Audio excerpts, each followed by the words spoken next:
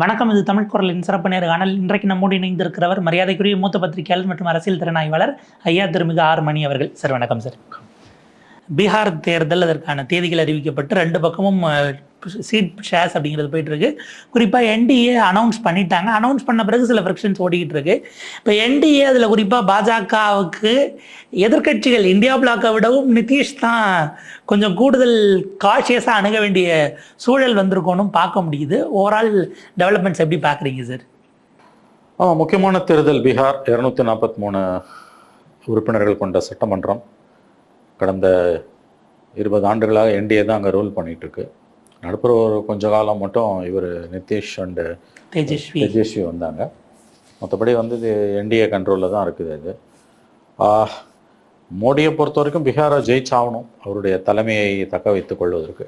தோத்தாலும் ஒன்றும் அவர் தலைமைக்கு பெரிய அளவில் ஆபத்து கிடையாது. பட் ஸ்டில் ஒரு குறியீட்டு அளவில் பீகார்ன்றது வந்து ஹார்ட்கோர் ஹிந்தி பெல்ட்ன்றதுனால அங்கே தோத்தாங்கன்னா பிஜேபிக்கு மோடிக்கு அசிங்கம். வெற்றி பெற்றால் அது மோடியின் வெற்றி, தோல்வி அடைந்தால் இது நிதிஷின் தோல்வி என்று தான் அது பார்க்கப்படும். இன்ட்ரெஸ்டிங்லி வந்து கடந்த முறையெல்லாம் வந்து என்டிஏல இவங்க பார்ட்னராக ஜேடியும் பிஜேபியும் நிற்கும்போது ஜேடி தான் அதிக சீட் நிற்பாங்க, 5 சீட் 10 சீட். இந்த முறை ஈக்குவலாக 101 நிற்கிறாங்க. இவர்களுக்கு வந்து மற்ற ராம்விலாஸ் பாஸ்வான் கட்சிக்கெல்லாம் 29 சீட்டு, மற்ற குட்டி கட்சிகளுக்கு ஒதுக்கப்பட்டிருக்காங்க 8, 6 அந்த மாதிரி. நிதிஷ் வந்து உடல்நலம் குன்றி இருக்கிறார். ஒருவேளை என்டிஏ வெற்றி பெற்றால் கண்டிப்பாக அடுத்த 5 ஆண்டுகளுக்கு நிச்சயமாக நிதிஷ் முதலமைச்சராக இருக்க மாட்டார். வேணும்னா முதலமைச்சர் ஆகலாம் ஜெயிச்ச பிறகு. பட் அதுக்கு பிறகு கொஞ்ச நாள் அவர் மாற்றப்படுவார்னு தான் தகவல் சொல்லுது. அதாவது ஒருவேளை என்டிஏ இந்த முறை ஆட்சியை தக்க வைத்துக் கொண்டால் நிச்சயமாக வந்து பிஜேபி சிஎம் இஸ் இம்மினன்ட். அது உடனேவா அல்லது கொஞ்ச நாள் பொறுத்தான்றதான் கேள்வி. அதாவது Nitish will forced to play role of Eknath Shinde. அவ்வளவுதான். அங்க வந்த மாதிரி ஏக்நாத் ஷிண்டே மாதிரி உடைக்கலாம் அவசியம் இல்லை. ஏக்நாத் ஷிண்டே அந்த உதாரணம் தவறு. இல்ல, முதலமைச்சராக இருந்த பிறகு ஜெயிச்ச பிறகு அவரை டெப்டி ஆக்குறது. அவர் டெப்டி ஆக்குறது. நிதிஷை டெப்டி ஆக்க மாட்டாங்க. நிதிஷ் வில் பி சம்மா ஒரு ஆர்கனைசேஷனல் ஹெட் அந்த மாதிரி ஏதாவது போடுவாங்க அட்வைசரி கமிட்டிக்குன்னு. நிதிஷை அப்படி போடுறதுக்கு வாய்ப்பு குறைவு நடக்குது. ஜேடியுக்குள்ள ஒரு மார்கதர்ஷ மண்டலா. ஆமாம், மார்கதர்ஷ மண்டல் கரெக்ட். ஜேடியுக்குள்ள ஒரு மார்கதர்ஷ மண்டலை வந்து உருவாக்குறதுக்கான வாய்ப்பு இருக்குது. எனவே அவங்க ஜேடியுவே வந்து மோடி கண்ட்ரோலில் தான் இருக்குது. அந்த 12 எம்பிஸுமே கிட்டத்தட்ட மோடி கண்ட்ரோலில் தான். ஒரு சிறு சலசலப்பு கூட அவங்க கிட்ட இல்லை. டிடிபியோட 16, மோடியோட நிதிஷோட 12, 28 தான் இந்த கவர்மெண்ட்டை காப்பாற்றுது. எல்லாரும் வந்து கலகம் வெடிக்கும் அப்படின்னாங்க. அதெல்லாம் ஒன்றும் கிடையாது. போத் நாயுடு அண்ட் நிதிஷ் 2 பேருமே வந்து சாஷ்டாங்கமாக சரணாகதி அடைஞ்சு தான் இருக்காங்க. அதில் தெலுங்கு தேசத்தோட ஜனதாதள் யுனைடெட் மோடி கண்ட்ரோலில் தான் இருக்குது கம்ப்ளீட்டாக. அதனால் ஒருவேளை இவர்கள் வெற்றி பெற்று ஆட்சி அமைத்தால் வெகு விரைவில் 6 மாதங்கள் 1 மாதத்துக்குள் நிதிஷ் கண்டிப்பாக ஓரம் கட்டப்படுவார். அவர் ஹெல்த் நல்லா இருந்ததுன்னா ஏதாவது ஒரு கௌரவ பதவி கொடுப்பாங்க, இல்லைனா கம்ப்ளீட்டாக ஓரமாக உட்கார வச்சுருவாங்க. ஏன்னா ஒன்ஸ் பிஜேபி இந்த முறை பிஜேபி பீகாரில் என்டிஏ வெற்றி பெற்றால் ஆட்சியில் பிஜேபி சிஎம் உட்கார்றது இம்மினன்ட். ஏன்னா இப்பயும் அவங்க தான் உட்காந்துருக்கணும். எப்படின்னு கேட்டிங்கன்னா 71 சீட் இருக்க பிஜேபி 42, 43 சீட் இருக்க நிதிஷை உட்கார வச்சுட்டு வேடிக்கை பார்க்குது. ஒரு சீட் இருந்தால் கூட அருணாச்சல் பிரதேசில் 41 எம்எல்ஏ ஒரு பார்ட்டி இண்டிவிஜுவல்ஸ் எல்லாம் சேர்ந்து இண்டிபெண்டன்ஸ்லாம் ஒரே ஒரு உறுப்பினர் பிஜேபிக்கு. அந்த 41 உடைச்சு தான் பக்கம் எழுத்து பிஜேபி சிஎம் ஆச்சு. அந்த மாதிரி வெறும் ஒரு உறுப்பினர் வச்சுக்கிட்டு சிஎம் ஆகக்கூடிய பிஜேபி, ஏன்னா ஷிண்டே உடைச்சு வந்தது கம்மியா இருக்கும் போதும் பிஜேபி ட்ரிபிள் டிஜிட்ல இருந்த போதும் அது வந்து எதுனா ஸ்டெபிலைஸ் பண்றது. It's like a lion waiting to pounceன்றாங்க. ஒரு சிங்கம் வந்து வேட்டையாடுறதுக்குனால காத்து கிடக்கும், தந்திரமா யோசிக்கும், முடிவு பண்ணிடுச்சுன்னா பாய்ச்சல், வெகு விரைவான பாய்ச்சல். அந்த மாதிரி தான் சிங்கிள் ஷாட் அப்படிங்கிறது தான் அங்க அதுல அப்சல்யூட்லி சிங்கிள் ஷாட். இவங்க வந்து பீகார்ல நல்லா பார்த்தீங்கன்னா நிதிஷை வந்து வெறும் ஒரு உறுப்பினர் வச்சு 41 உறுப்பினரை உடைச்சு சிஎம் ஆகிற பிஜேபி அருணாச்சல் பிரதேஷ் மாதிரி மாநிலங்களில். மகாராஷ்டிரா இதில் வந்து பீகாரில் வந்து அவங்களுக்கு மெஜாரிட்டி இருந்தோம் 72, 71 சீட் வச்சுக்கிட்டு 43 சீட் இருக்க நிதிஷை சிஎம் ஆக்குறாங்கன்னா அதுவும் டிஸ்டர்ப் பண்ணாமல் உட்கார வச்சுருக்காங்க. அப்படின்றது வந்து கண்டிப்பாக லாங் பிளான்ஸ் அவங்களுக்கு இருக்குது. மகாராஷ்டிராவில் பண்ணதை அப்படியே பீகார்லேயும் அவங்க பண்ணுவாங்க. மகாராஷ்டிராவில் ஷிண்டேவை உடைச்சு பெரிய அளவில் வளர விட்டு சிஎம் ஆக்கி அதுக்கு பிறகு 2 வருஷம் நல்லா ஆளை விட்டுட்டு அதுக்கு பிறகு காலி பண்ணி இப்போ சிஎம்மாக இருந்த ஒரு டெப்டி சிஎம் ஆக்கிட்டாங்க. அதே மாதிரி மகாராஷ்டிரா பாணியை தான் வந்து அவங்க வந்து பீகார்லேயும் கடைபிடிப்பாங்க. நிதிஷை வந்து ஜெயிச்சா மறுபடியும் கொஞ்சம் ஆளை விட்டுட்டு அதுக்கு பிறகு தே வில் டேக் ஓவர். கண்டிப்பாக இது நடப்பதற்கான வாய்ப்புகள் தான் அதிகம். இது வரைக்கும் பீகாரில் சிஎம் போஸ்ட் வேணாம்னு சொன்ன பிஜேபி இனிமேல் சொல்லாது. என்டிஏ வெற்றி பெற்றால் சிங்கிள் லார்ஜஸ்ட் பார்ட்டியாக பிஜேபி வந்தாலும் வராட்டாலும் கண்டிப்பாக அவர்கள் சிஎம் போஸ்ட்டில் உட்கார்றது பிஜேபி முதலமைச்சர் பதவியை ஏற்றுக்கொள்வது என்பது தவிர்க்க முடியாதுன்னு தான் நான் பார்க்குறேன். அதாவது இங்க சொன்ன மாதிரி அதிமுகவிலிருந்து ஒரு முதலமைச்சருங்கிற மாதிரி கூட ஜேடியூவிலிருந்து ஒரு முதலமைச்சருங்கிற வார்த்தை கூட டாப் டயர்ஸ்ல இருந்து வரவும் வராது. They are very clear. BJP வந்து அதை கரெக்டாக எழுதியிருக்காங்க எக்கனாமிக் டேர்ம்ஸில். It's like a lion waiting. This approach allows them to patiently observe the political terrain, waiting for the opportune moment to strike. அந்த அரசியல் களத்தை வந்து ரொம்ப பொறுமையாக உத்து பார்ப்பது, அவதானிப்பது, சரியான நேரம் வரும் வரை காத்திருப்பது, தன்னுடைய இரையை கண்டுகொண்டு விட்டால் அதை முதலில் சுற்றி வளைப்பது, அதன் பிறகு வந்து ஒரே அடியாக அடித்து தன்னுடைய வேட்டையை தீர்த்து கொள்வது. ஸோ பீகார் என்டிஏ ஜெயிச்சதுன்னா கடந்த முறை மாதிரி பிஜேபி மெஜாரிட்டி இருந்தாலும் அல்லது இல்லாவிட்டாலும் பிஜேபி சிஎம் வருவது உறுதி. வேணா முதல் ஒரு 6 மாதம் அந்த மாதிரி காலகட்டத்தில் நிதிஷ் சிஎம்மாக இருக்கலாம். நிதிஷோட உடல்நலம் வேறு குன்றிக் கொண்டிருக்கிறது. அவருடைய கட்சி பிஜேபியை பார்த்து நகர்ந்துக்கிட்டு இருக்குது நல்லாவே. BJP, Janata Dal United, RSS 3 பேர் சேர்ந்து வேலை செய்கிறாங்கன்றாங்க. ரொம்ப தீவிரமாக வேலை செஞ்சுட்ருக்கான்றாங்க. I think it's contest is very interesting. அதில் எந்த சந்தேகமும் கிடையாது. அது அடுத்த மாதம் என்ன ரிசல்ட் தெரிஞ்சிருக்கும். ஏறத்தாழ 20 ஆண்டுகளில் நடுவில் சின்ன சின்ன டென்யூஸ் மட்டும்தான் Tejashwi deputy CM role play பண்ணியிருக்காரு.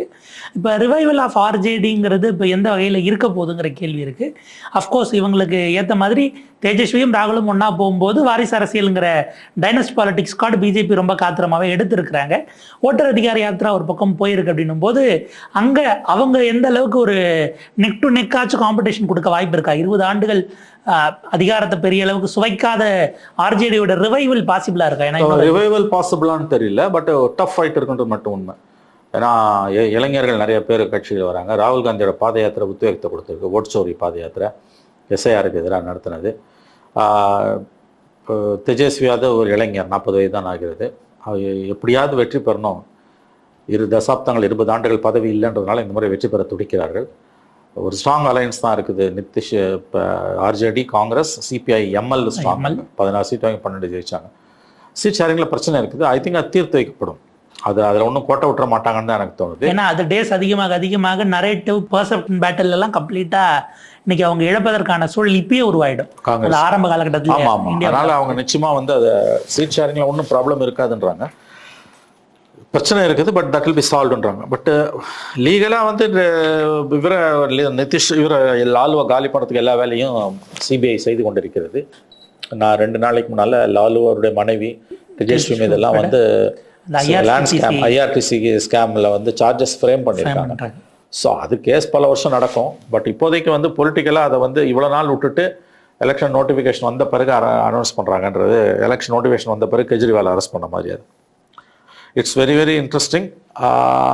பீகார் தேர்தல்கள் கண்டிப்பாக 26 தேர்தல்களுக்கு ஏதாவது ஒரு விதத்தில் ஒரு ட்ரெண்டை செட் பண்ணுற வாய்ப்பு இருக்குன்னு தான் நான் பார்க்குறேன். ஏன்னா ஒரு 5 ஸ்டேட் எலெக்ஷனுக்கு போகிறதுக்கு முன்னாடி இதில் அவங்க லூஸ் பண்ணுறாங்கன்னா அந்த பெர்செப்ஷனுங்கிறது போகும். ப்ளஸ் மோடி 3.2 அங்கே அவங்களுக்கு பிஜேபிக்கு மெஜாரிட்டி கிடைக்காத ரெஜிம் கோயலிஷன் கவர்மெண்ட் தான். அது வந்து இன்னும் வீக்கன் ஆயிருக்குங்கிற ஒரு பெர்செப்ஷனை பிஜேபி சரியாக அதை அவங்க விரும்ப மாட்டாங்கங்கிற ஒரு பாயிண்ட். உண்மை கண்டிப்பாக. இப்போ இந்த இடத்துல கடந்த எலெக்ஷனில் மோடியினுடைய அனுமாராக நான் இருப்பேன்னு சொல்லிட்டு சிராக் பஸ்வானை நிதிஷ்க்கு எதிராக நிற்க வச்சு அவருடைய எண்ணிக்கையை குறைச்சதை நம்ம பார்க்க முடியுது. பிரசாந்த் கிஷோருங்கிற ஒரு பிளேயர் இந்த முறை இறங்கி இருக்கிறார். அவர் பிஜேபியோடவும் நிதிஷை தான் டார்கெட் பண்ணி அடிக்கிறாரு. இன்னைக்கு பீகார் இந்த நிலைமையில் இருக்குன்னா நிதிஷ் தான் காரணம் அப்படிங்கிறது போயிருக்கு. இன்னைக்கு இன்ட்ரெஸ்டிங்லி நான் டைரக்டாக கண்டெஸ்ட் பண்ண மாட்டேன்னும் டிக்ளேர் பண்ணியிருக்காரு. இத்தனைக்கும் அவர் தான் முதல்ல கேண்டிடேட் லிஸ்ட்டை வெளியிட ஆரம்பித்தவர். பிரசாந்த் கிஷோரோட ரோல் எந்த அளவுக்கு இருக்கும் sir? King maker cannot be a king அப்படிங்கிற இடத்துக்கு அவர் புரிஞ்சுக்கிட்டு வந்திருக்காரு. அது எப்படி பார்க்கலாம்? அது தெரியலங்க. அது வந்து 13% வரைக்கும் ஓட்டு வாங்குவாருன்னு சொல்கிறாங்க. யார் ஓட்டை உடைக்க போகிறாருன்றது தான் முக்கியம். எல்பிஏ ஸ்பாயில்ஸ் போட்டு தான் அவர் ஜெயிக்க முடியாது, அதில் சந்தேகமே கிடையாது. எப்படி போக போகுது அவரோட ரோல் வந்து அவர் பிஜேபிக்கு சாதகமாக போக போதா காங்கிரஸுக்கு சாதகமாக போக போதா தான் தெரியல. அது ரொம்ப வித்தியாசமான என்ட்ரண்ட். ஏன்னா 2014 மோடி வெற்றி பெறுவதற்கு உறுதுணையாக இருந்த பிரசாந்த் கிஷோர் இன்னைக்கு தானே ஒரு பொலிட்டிக்கல் பார்ட்டி லீடராக எமர்ஜ் ஆகிருக்காரு. பட் அவரோட ஸ்கில்ஸ் எல்லாம் வந்து மற்றவங்கள அவர் சிஎம் ஆக்கலாம். அசிசைடு வந்து அவர் வந்து கிங் மேக்கர், எல்லாரும் கிங் ஆகிட முடியாது. பிரசாந்த் கிஷோர் கிங் மேக்கராகத்தான் இதுவரையில் அறியப்படுகிறார். அவர் எப்படி கிங் ஆவார்னு எனக்கு புரியல. அவர் நிச்சயமாக ஓட்ட உடைப்பார். அதால் லாபம் யாருக்குன்றதான் இப்போ கணிக்க முடியல. மோராரஸ் இங்கே ஆக்சுவலி அவர் இங்கே விஜயோட அந்த நட்பை பேணது இங்கே வந்துட்டு போனதெல்லாம் இருக்குது. அதே போல தான் இங்கே ஏறத்தாழ இங்கே இவர் ஏற்படுத்தக்கூடியது எலெக்ஷன் முடிஞ்சதா மதரா ஃபால் எலெக்ஷன்ஸாக முடிஞ்ச பிறகு தான் எங்கே டென்ட் வந்திருக்குன்னு நம்ம பார்க்க முடியும்னு எடுத்துக்கலாம் இல்லைங்களா? அதை கண்டிப்பாக மதரா ஃபால் எலெக்ஷன்ஸ் யார் சொன்னால் 2026 இங்கே இருக்கும் அப்படிங்கிற மாதிரி பீகார்லேயும் அந்த புதிய பிளேயர் என்ன ஏற்படுத்த போறாங்கிறது பெட்டிய தரனாதான் தெரியுங்கிற நேச்சுரலி பட் சி ஓட்டரை இது ஐஏஎன்எஸ் ஏதோ ஒன்று வந்து 40% பிஜேபி என்டிஏக்கும் 38% காங்கிரஸுக்கும் சொல்லுது. அதையும் வேறு சில இதை வச்சு பார்க்கும்போது ஸ்லைட் எட்ஜ் ஃபார் என்டிஏ பிஜேபிக்கு இருக்க மாதிரி தான் தெரியுது. எனவே credible opinion polls are avoided. தேர்தல் அந்த இதுக்கு வந்து ஓட்டிங்க்கு 2 நாள் முன்னால் வரைக்கும் போடலாம். அவங்க வந்து இன்ட்ரெஸ்டிங்லி ஐ திங்க் ஓட்டர் நினைக்கிறேன் சிஎம் ஃபேஸ் அப்படின்னு வரும்போது தேஜஸ்வி ஃபர்ஸ்ட், பிரசாந்த் கிஷோர் செகண்ட், அப்புறம் தேர்டு தான் நிதிஷ்க்கு கொடுத்துருந்தாங்க. நம்மளால அதையும் பார்க்க முடிஞ்சுது. அதாவது வந்து இண்டிவிஜுவல்ஸுக்கு அது இருக்கிறது, பார்ட்டிஸ்க்கும் மாறும். எஸ், இப்போ நிதிஷ்க்கு தேஜஸ்விக்கு நம்பர் 1 கொடுக்குறவங்க பார்ட்டின்னு வரும்போது ஜேடி பிஜேபிக்கு போட்டுட்டு போகிறதுக்கு வாய்ப்பு. அலையன்ஸாக வரும்போது அது வேற மாதிரி ஆகிடும். கம்ப்ளீட்டாக கேம் சேஞ்சராக என்டிஏ பண்ண சில காரியங்கள் வந்து ரொம்ப ஆச்சரியமாகவும் அதிர்ச்சியாகவும் இருக்குது. அதாவது நம்மளே பேசியிருக்காங்க, 75 லட்சம் பெண்களுக்கு 10,000 ரூபாய் போட்டிருக்காங்க. அது சாங்ஷனா அதுக்கு கிரெடிட் ஆக ஆரம்பிச்ச 2வது நாள் நோட்டிஃபிகேஷன் வருது.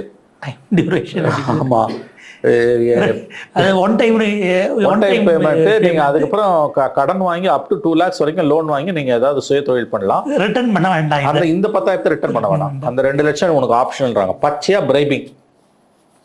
பிரைபிங் நடக்குது. எலெக்ஷனுக்கு முன்னால 10,000 ரூபாய் தூக்கி கொடுத்ததுன்றது வந்து ஓப்பன் பிரைபிங் தான் நடந்திருக்குது.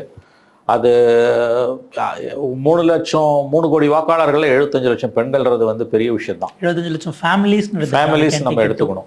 ஐ திங்க் 3 கோடி வாக்காளர்களா 3 கோடி பெண்கள் குடும்பங்கள், 3 கோடி குடும்பங்கள். ஸோ அதில் 75 லட்சம் குடும்பங்கள்ன்றது வந்து பெரிய விஷயம் தான். அதில் ஒரு குடும்பத்துக்கு 4 ஓட்டுன்னு வந்தாலே கூட வந்து இட்ஸ் அட்வான்டேஜ் என்டிஏ தான். அப்படி தான் தோணுது எனக்கு. As of now I feel it's very slight little bit edge for BJP NDA இந்த பீகார் பொசிஷன் தான் எனக்கு தோணும். ஏன்னா இப்படியான டைரக்ட் கேஷ் டிரான்ஸ்ஃபர் அப்படிங்கிறது மகாராஷ்டிராவில் அவங்களுக்கு பே பண்ணியிருக்கு. ஆமாம், அது பார்லிமெண்ட் எலெக்ஷனில் அவ்வளோ பெரிய அவுட் ஆஃப் 48ல் தே லாஸ்ட் 30. ஆனால் அதுக்கு பிறகு அடுத்த நிலைக்கு வந்து எதிர்கட்சி நிலை கூட தனியாக எதிர்கட்சி வர முடியாத நிலைக்கு ஒரு ஸ்வீப்புக்கு போனதுக்கும் இந்த டைரக்ட் பெனிஃபிட் ட்ரான்ஸ்ஃபர் பெனிஃபிட்ஸ்ங்கிறது ஒரு காரணமாக. பீகார் அண்ட் யூபி எல்லாத்துலேயுமே அது முக்கியமான காரணமாக தான் இருந்துட்டு. இப்போ இதற்கு பிறகு நிதிஷ் அவர்களுடைய ஜேடியு, ஏன்னா இதில் என்ன ஆனாலும் இதில் அவர் ஒருவேளை லூஸ் பண்ணுறாரு அப்படின்னா அது நிதிஷ்னுடைய தோல்வியாக எழுதப்பட்டா அவருக்கு இருக்க ஒரே ஹோல்டுங்கிறது டெல்லியில் இருக்கக்கூடிய அந்த கோயலேஷன்ங்கிற இடம் தான் போயிடும். ஸோ தனக்கு ஒரு ஃப்ரிக்ஷனாக அவர் மாற வாய்ப்பு இருக்குது அப்படிங்கிறதையும் சென்ஸ் பண்ணுவாங்கல்ல பிஜேபி நாளைக்கு. Correct, you are saying. அதாவது வந்து நிதிஷ் இஸ் நோ வல்னரபிள். அதான் நான் சொல்கிறேன், it's a line waiting to bounce. Nitish இன்னும் உடல்நிலை குன்றும் பொழுது கோழி அமுகிற மாதிரி அமுகிடுவாங்க. எலெக்ஷன் முடிஞ்சு பிஜேபிக்கு விட என்டிஏல வந்து பிஜேபியோட ஜேடியுக்கு வந்து கொஞ்சம் குறைவாக இருந்தால் கூட மோடி மே அலோவ் நிதிஷ் டு ஃபங்க்ஷன். சிஎம்மாவே இரு, 1 மாதத்தில் அல்லது 6 மாதத்தில் கண்டிப்பாக வந்து கவுத்துருவாங்க. நிதிஷோட ஹெல்த்தும் வந்து மோசமாக போயிட்டு இருக்கு. இன்னும் இந்தியாவில் இருக்கிற துணை முதலமைச்சர்கள்லேயே கூட்டணி சர்க்காராக இருக்கக்கூடிய இடத்துல பவர்ஃபுல் போர்ட்ஃபோலியோஸ் பீகாரில் தான் தேர் ஹேண்டிலிங்கிறது இருக்கு. இதுக்கு முன்பாக ஃபட்னாவிஸ் இருந்தபோது ஃபினான்ஸ் எல்லாம் அவங்க ஃபினான்ஸும் ஹோம் வச்சுருந்தாங்க. இப்போ இங்கே பீகார் அப்படிங்கிறதும் அப்படி இருக்கு. இப்போ ரியல் பவர் லைஸ் வித் யாருங்கிறது இப்போவே கொஸ்டின் தான். கண்டிப்பாக real power lies with RSS. In political it's with BJP. கம்மி சீட்டு கிடைச்சாலும் கூட சீட்டு கிடைச்சாலும் நீங்கள் சொன்ன மாதிரி ப்ளம் போர்ட்ஃபோலியோஸ் ஆர் வித் பிஜேபின்னும் போது it's clear advantage for BJP தான், என்டிஏ தான். அப்படி தான் எனக்கு தோணுதுங்க. இதில் இப்போ இந்தியா பிளாக்கில் அவங்க டார்கெட் பண்ணக்கூடியது மிக பெரும்பாலும் இபிசிஸ், எக்கனாமிக்கலி பேக்வர்டு கம்யூனிட்டிஸ் தான் அவங்க டார்கெட் பண்ணுறாங்க. ஒரு 5 ஸ்லோகன்ஸ் மாதிரி அவங்களுடைய கேட்சியாக அந்த மேனிஃபெஸ்டோனுடைய இனிஷியல் இதை அவங்க ரிலீஸ் பண்ணியிருந்தாங்க. அதை முழுக்க அதை டார்கெட் பண்ணி போகும்போது பிஜேபி ரிலீஸ் பண்ணியிருக்கக்கூடிய ஃபர்ஸ்ட் கேண்டிடேட் லிஸ்ட்டில் யாதவ் சவடவும் இபிசிஸ் கேண்டிடேட்ஸ் கூட இருக்காங்க. அந்த ஒரு சோஷியல் இன்ஜினியரிங்கும் பிளான் பண்ணுறாங்க. ஏன்னா மோரார்லெஸ் யாதவ்ஸினுடைய அந்த ஓட் பேங்க் கன்சாலிடேட் ஆகி ஆர்ஜேடிக்கு போக வாய்ப்பு இருக்கிறதுனாலன்னு ஒரு விஷயம் பேசுகிறாங்க. Social engineering basic backdrop backbone of the whole exercise. அதில் சந்தேகம் இல்லை. நீங்கள் சொன்ன சில குறிப்பிட்ட ஜாதிகள் எல்லாருமே வந்து அவங்கள வளைப்பதற்கான வேலைகளும் வந்து பிரமாதமாக நடந்துக்கிட்டு இருக்குது. I think NDA is an advantage, slide advantage, அப்படிதான் எனக்கு படுது. அது வந்து கான்ட்ரரி டு இங்கே பல பேரும் வந்து விருப்பத்தை சொல்கிறாங்க காங்கிரஸ் அங்கே ஜெயிச்சிடும் அப்படின்னு. எனக்கு என்னமோ என்டிஏ ஹேஸ், மறுபடியும் நான் சொல்கிறேன், என்டிஏ ஹேஸ் அன் எட்ஜ், அப்படிதான் எனக்கு தோணுது. இப்போ கடந்த காலத்தில் பல ஸ்டேட்ஸில் பிஜேபி அவங்க எதிர்கட்சியாக இருக்கக்கூடிய இடத்துல அப்படி வரும் பொழுது ப்ராமினன்ட் லீடர்ஸை ஒரு ஃபேஸாக கொண்டு வருவாங்க, ஸ்டேட்டினுடைய பிஜேபி ஃபேஸாக. பட் இங்கே அப்படி ஒரு ஃபேஸ் வரலையோ அப்படின்னு அது நிதிஷ் கூடவே ட்ராவல் பண்ணும்போது அவருக்கு அது ஒரு ஈக்குவலண்ட்டாக பிளேஸ் பண்ண வேண்டாங்கிற ஒரு பிளான் இருந்ததா உங்களுக்கு? அங்கே ஒரு ஃபட்னாவிஸோ இல்லை ஒரு சிவராஜ் சிங் சௌஹானோ, அசாமில் சர்பானந்த சோனியாவாலும் இருந்தப்ப நாளைக்கு ஏதோ ஒரு பாயிண்ட்ல அவங்க சேலஞ்சிங் ஃபேக்டராக வருவாங்கங்கிறது புரிஞ்சுக்க முடிஞ்சுது. பட் இங்கே பாஜக பீகார் பிஜேபியின் முகம்னு ஒருவர் இல்லாமல் இருக்கிறதே ஒரு ஸ்ட்ராட்டஜியாக பார்க்க வேண்டியிருக்கா? நிதிஷ் ஒரு ஃப்ரீ ஆள் இல்லை. ரெண்டாவது வந்து அவங்களுக்கு அந்த இவர் இறந்து போனார், ஜோஷி ஒருத்தர் இறந்து போனார். அவர் இறந்த பிறகு வந்து அவங்களுக்கு வந்து அங்கே ஆள் வந்து இல்லாமல் போச்சு. அவர் ரொம்ப சீனியர் ஹேண்ட். அவர் வந்து சுஷில் குமார் ஆமாம், சுஷில் குமார் மோடி அவர் இறந்து போனது வந்து அங்கே வந்து ரொம்ப பெரிய ஒரு இழப்பு அவங்களுக்கு வந்து. அதுக்கு பிறகு யாரையும் அவங்க பூஸ்ட் பண்ணலை. ஆக்சுவலாக அவங்க அந்த மாதிரி யாரையும் பூஸ்ட் பண்ணாமல் இருக்க தான் லாபம். ஏன்னா அங்கே பிஜேபிக்கு இப்போ விழுற ஓட்டு வந்து ஹிந்துத்துவா ஓட்டு, அதுக்கு அடுத்தபடி அது மோடிக்கு விழுற ஓட்டு. பிஜேபின்றதை விட மோடிக்கு விழுற ஓட்டு தான் அது அதிகம். அப்படி இருக்கும்போது பீகாரில் சுஷில்குமார் மோடிக்கு பிறகு வேறு யாரையும் வளராமல் அது போனது, அது ஆக்சுவலாக என்ன காரணம் நமக்கு தெரியாது. பட் நிச்சயமாக அதை ரெலிஷ் பண்ணுறாங்க, அமித்ஷா மோடி ரெலிஷ் பண்ணுறாங்கன்றது உண்மை. ஏன்னா குஜராத்தில் தான் கோல் வச்சும்பொழுது என்னெல்லாம் நடந்தது என்பதை அறிந்து கொண்ட மோடி இன்றைக்கி எந்த மாநிலத்திலும் ஸ்ட்ராங் பிஜேபி லீடர்ஸ், எஸ்பெஷலி பவரில் இருக்க ஸ்டேட்ஸில், பிஜேபி பவரில் இருக்க ஸ்டேட்ஸில் சீஃப் மினிஸ்டராவோ டாப் லீடராவோ வந்துடக்கூடாதுன்றதுல ரொம்ப தெளிவாக இருக்கார். ஒரு ஃபட்னாவிஸ், ஒரு சௌஹான், ஒரு கட்டார ஓரங்கட்டு நாங்கள் பட்ட பாடி எங்களுக்கு தாண்டா தெரியும் அவர் சொல்லுவார். இப்போ பார்த்தீங்கன்னா மோடிக்கு பிறகு குஜராத்தில் இந்த 11 வருஷத்தில் 4-5 சிஎம் வந்துட்டாங்க. யாராவது ஒரு 2 பேரை சொல்லுங்கள். ஆனந்திபென் பட்டேல் இருந்தாங்க, அவங்க இப்போ கவர்னர். இப்போ ஆப்வியஸா இன்னைக்கு யாருமே தெரியாது நமக்கு. அதுதான் வந்து அவங்களோட வெற்றி. அவங்க கொஞ்சம் பாப்புலர் ஆகுறானா அங்கேருந்து காலி பண்ணிட்டாங்க, இங்கேருந்து தூக்கிடுவாங்க. ஃபட்னாவிஸை நம்பர் 2 ஆக்குனதுலையும் அந்த ஒரு நீங்க அப்படிங்கிறது. ஸோ அதனுடைய இதாகும். அதாவது அது ஹிந்துத்துவா ஓட் பேங்காவே இருக்கிறது நமக்கு நல்லது. இண்டிவிஜுவலா வச்சோம்னா நாளைக்கு அவங்க நமக்கு எதிராக டேர்ன் பண்ணும்போது சிக்கலாகுங்கிறதாக நம்ம பார்க்கலாம். இப்போ எல்லா குடும்பத்துக்கும் ஒரு அரசு வேலை அப்படிங்கிற மாதிரியான கேரண்டிஸ். ஏன்னா இவங்க 10,000 டைரக்ட் பெனிஃபிட் டிரான்ஸ்ஃபரில் கொடுத்துட்டாங்கன்னா அவங்க அள்ளிவிடக்கூடிய இந்தியா பிளாக்கினுடைய பிரச்சாரங்கள் அல்லது மேனிஃபெஸ்டோ இன்னும் ஜாஸ்தியாக இல்லை சார் போகும். அப்போ அந்த ரெவடி கல்ச்சரோ அல்லது ப்ராமிசஸோ ஒரு எக்ஸ்ட்ரீம் ஹில்ட்டுக்கு போகிறது தான் இதனுடைய ரியாலிட்டியாக இருக்கா? கேள்வியிலே பதில் இருக்கும். ரேவடி கல்ச்சரை பற்றி அவ்வளோ பேசின மோடி இன்னைக்கு வந்து 10,000 ரூபாய் சொலையா தூக்கி கொடுக்குறாரு. இதை விட ஒரு ரேவடி கல்ச்சர் வேறு என்ன இருக்க முடியும்? 2 லட்சம் ரூபாய் வரைக்கும் சுய தொழில் தொடங்குறதுக்கு பெண்களுக்கு நாங்கள் திட்டம் வகுத்திருக்கிறோம். அதில் வந்து ஒரு அட்வான்ஸ் அமௌண்ட்டாக 10,000 ரூபாய் கொடுக்குறோம். நீங்கள் அதை திரும்ப கொடுக்க வேணாம். இந்த அதுக்கு அது வந்து வெளிப்படையாக எனக்கு தெரிஞ்சு இஸ் பிரைபிங், ஓப்பன் பிரைபிங். நான் கொடுக்குற காசு வந்து நான் கொடுக்க போகிற ஒரு 2 லட்சம் ரூபாய் சுய தொழில் தொடங்கிறதுக்கான ஒரு அட்வான்ஸ். பட் நீ சுய தொழில் தொடங்கலைன்னா இதை திரும்ப கொடுக்க வேணாம்னா இது என்ன பேர் இது? ஸோ அதுலேயே ஒரு 75 lakh ஃபேமிலிஸ்னும் போது வந்து ஒரு குடும்பத்துக்கு 3 ஓட்டுனா கூட 1.5 கோடி ஓட்டு வருது, 2.25 கோடி ஓட்டு வருது. ஆகவே இது அதான் இந்த இந்த இந்த 10 இது இருக்கு இல்லையா, 10,000 ரூபாய் 10,000 ரூபாய் 15,000 குடும்ப பெண்களுக்கு கொடுத்தது என்பது ஐ think it's maybe a game changer. It's very very nasty economics. சொன்னீங்க நீங்கள் ரேவடி கல்ச்சர் வந்து தமிழ்நாட்டை இல்லை இந்தியாவை குடிச்சிக்கிட்டு இருக்குது. நாளைக்கு எவன் ஆட்சிக்கு வந்தானாலும் தமிழ்நாட்டில் 26 வந்து காலி, ரொம்ப கஷ்டம். இதுதான் ஒவ்வொரு ஸ்டேட். மகாராஷ்டிராவில் அள்ளி விட்டாங்க, கொடுக்க முடியல. இன்றைக்கி பீகாரில் வந்து இவங்க கொடுக்குற ப்ராமிசஸை ஆட்சிக்கு வந்தானே இவங்களால கண்டிப்பாக நிறைவேற்ற முடியாது. யார் வந்தாலும் பண்ண முடியாது, யார் வந்தாலும் பண்ண முடியாது. நீங்கள் சொன்ன மாதிரி ரேவடி கல்ச்சர் வந்து இந்திய அரசியலில் குடிச்சிட்டு தான் இருக்குது. யார் அதிகமாக கொடுக்குறாங்கிறது மேனிஃபெஸ்டோலேயே தெரியுது. இப்போ வந்து காம்படிட்டிவ் ஃப்ரீ பைஸ் வந்து very dangerous, very very dangerous. பீகாரோட எக்கானமி, பீகாரோட அரசியல் வந்து எவ்வளோ தூரம் வந்து ஒரு சப்ஸ்டாண்டர்டாக இருக்கோ பீகாரோட பொருளாதாரமும் கிட்டத்தட்ட அப்படி தான் இருக்குது. அதாவது அதை இவங்க கொடுக்குற வளர்ச்சி குறியீடுகளை வச்சுலாம் கூட நம்ம பார்க்க தேவையில்லை. நடந்து போய் காலார நடந்து போய் மக்கள்கிட்ட பேசணுன்னாலே அவர்கள் வாழக்கூடிய அந்த வாழ்க்கை தரத்தை பார்த்தாலே நம்ம புரிந்து கொள்ளலாம். பீமாரு ஸ்டேட் இது. பீமாரு ஸ்டேட்னா வியாதி பிடிச்ச ஸ்டேட். அதில் 6 ஸ்டேட்டில் ஒன்று பீகார், இது மத்திய பிரதேஷ், உத்தராகண்ட், ராஜஸ்தான், இந்த மாதிரி வருது. ஆகவே இந்த வறுமை, அசாத்தியமான வறுமை, அதை போக்குவதற்கு ஆட்சியாளர்கள் நடவடிக்கை எடுக்க தவறியது தான் வந்து இந்தியாவிலேயே புலம்பெயர்ந்து வேறு மாநிலங்களுக்கு வேலை தேடி போகக்கூடியவர்கள் பீகார்ல தான் அதிகமாக இருக்காங்க. நிதிஷ்குமாரின் மீது ஒரு விமர்சனம் இருக்கு, அவர் பல்டி குமார், எல்லா பக்கமும் பல்டி அடிப்பார். 20 ஆண்டுகளாக மாற்றி மாற்றி கூட்டணிக்கு போனாலும் அவரே சிஎம்மா தொடர்ந்து இருக்கிறாருங்கிறத பொலிட்டிக்கலி நம்ம அது அவருக்கான ஒரு கிரெடிட் அதை கொடுக்கணும். நிச்சயமா யார் கூட போனாலும் அவர் தான் சிஎம்மா இருக்காரு. ஆமா, nothing success like success in politics. 9 முறை அவர் சிஎம்மா பொறுப்பேற்றிருக்காருன்றாங்க. நடுவில் ஒரு முறை அவரே வந்து என்னுடைய தலைமையில் கட்சி இருக்கும்போது பார்லிமெண்ட் எலெக்ஷனில் தோத்தேன், நான் ராஜினாமா பண்ணுறேன்னு பண்ணிட்டு தான் அடுத்து உட்காந்தவர் திரும்ப நான் ரிசைன் பண்ண மாட்டேன்னு அது பெரிய இஷ்யூவாக போச்சு. அவர் ஜித்தன் ராம் மாஞ்சி பதவியெல்லாம் கொடுத்தீங்கன்னா திரும்ப வாங்க முடியாது. பதவின்றது அது நீ புலிவாலை பிடிச்ச கதை, போய்கிட்டே இருக்கணும். எக்ஸப்ஷன் வந்து ஓ பன்னீர்செல்வம் மட்டும்தான் அதுக்கு எக்ஸப்ஷன், மற்றவங்க யாருமே அதுக்கு எக்ஸப்ஷன் கிடையாது. ஜெயலலிதா கேட்டப்பையும் திரும்ப கொடுத்தாரு, சசிகலா கேட்டப்பையும் அவர் திரும்ப கொடுத்தாரு. Exceptions R not rules. விதிவிலக்குகள் விதி அல்ல, இதையும் நாம் கவனத்தில் கொள்ள வேண்டும். நிதிஷ்குமாருக்கு இன்னமும் அந்த ஒரு பேஸ் ஓட் பேங்க்ங்கிறது கன்சிஸ்டண்டா இருக்குன்னு தான் நம்ம ஓவராலா அதுவும் உண்மை. அவர் பெண்களுக்காக செய்த திட்டங்கள், மதுவிலக்கு போன்ற விஷயங்கள்லாம் நம்ம பார்க்க வேண்டியிருக்கலாம். எனவே உண்மை, நாடு விடுதலை அடைஞ்சது கிட்டத்தட்ட 75 ஆண்டுகளுக்கு மேலான பிறகும் அந்த மக்கள் பீகார்ல வந்து வளர்ச்சி இருக்க வேண்டிய அளவுக்கு இல்லை என்பதுதான் வருத்தப்பட வேண்டிய உண்மை. எல்லா கன்செக்யூட்டிவ் ஆட்சியாளர்கள் ஆஃப் பீகார் எல்லாரும் பொறுப்பு. It's a den of criminals தான் ஒரு காலத்தில் இருந்தது, இன்னைக்கு அது மாறி இருக்குது. பட் இன்னைக்கும் வந்து குற்றங்கள் அதிகம் நடைபெறக்கூடிய மாநிலங்கள் ஒன்றாகத்தான் பீகார் இருந்து கொண்டிருக்கிறது.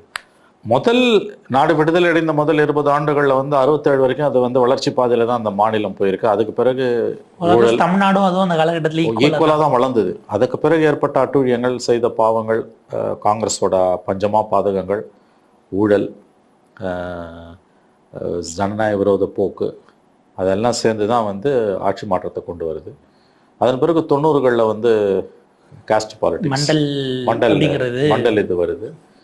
அதுக்கு பிறகு லாலு பிரசாத் யாதவ் பீரியடில் நடந்த ஜங்கல் ராஜ், அதுக்கு பிறகு அது உடஞ்சி நிதிஷ் பிஜேபி அலையன்ஸில் வந்து இன்னைக்கு கிட்டத்தட்ட ஹிந்துத்துவா இன்ஃப்ளூயன்ஸ் அதிகம் உள்ள மாநிலமாக தான் இருக்குது.